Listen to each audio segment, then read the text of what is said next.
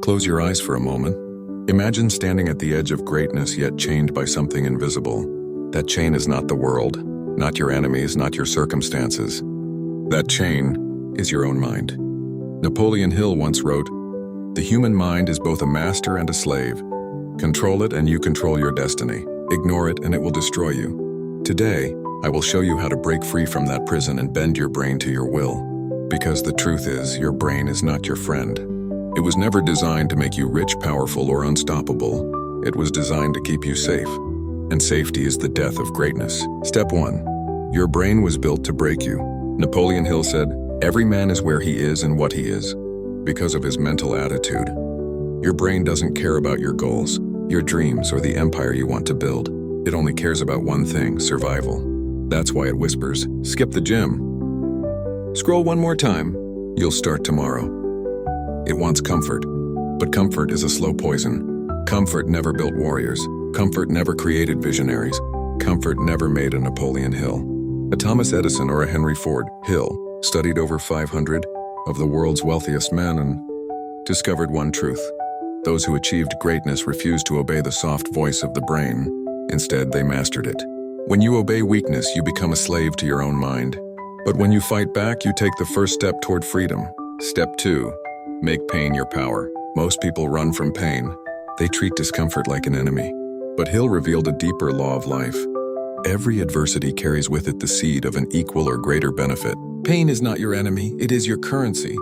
It is the price you must pay for growth, discipline, and success. Think of the strongest people in history. They didn't rise because life was easy.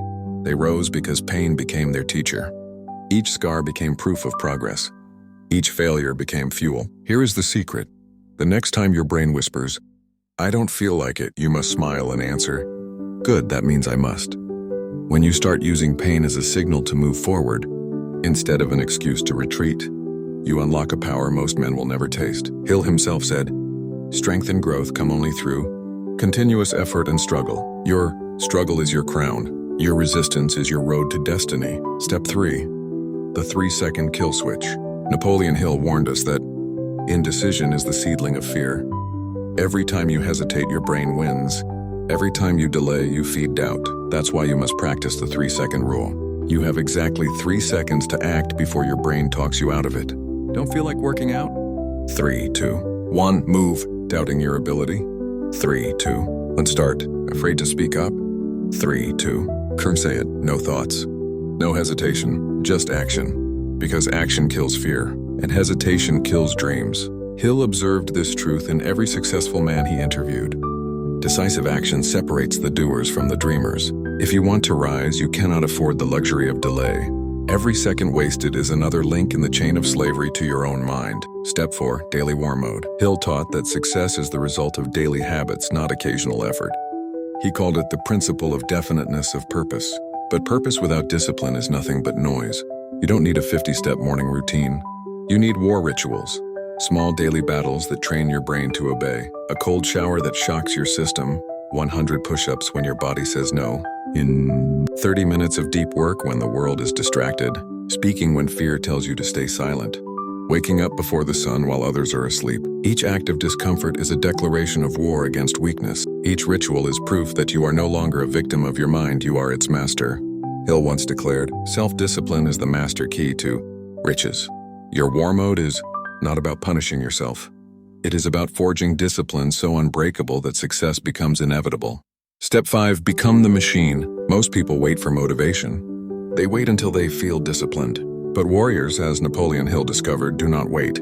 They decide first, then act as if it is already true. Tell your brain this: I am not lazy. I was simply trained to avoid pain, but that training ends today. And then act. Do something hard. Repeat it tomorrow. Repeat it until it is no longer an act but an identity, because the goal is not to finish a task. The goal is to become a machine that thrives under resistance. Hill taught, whatever the mind can conceive and believe, it can achieve. When you conceive yourself as unstoppable, when you believe in the identity of discipline, your actions will naturally align with greatness. You have obeyed your brain long enough. You have surrendered to comfort, fear, and hesitation for too many years. That version of you, it dies today. From this moment on, you are no longer a prisoner of your mind. You are its master. Napoleon Hill's timeless message echoes louder than ever. The power is already within you. The only question is, will you act or will you wait? Because the world doesn't need another dreamer. It needs a warrior. It needs you. So step forward, declare war, and do the hard things, starting now.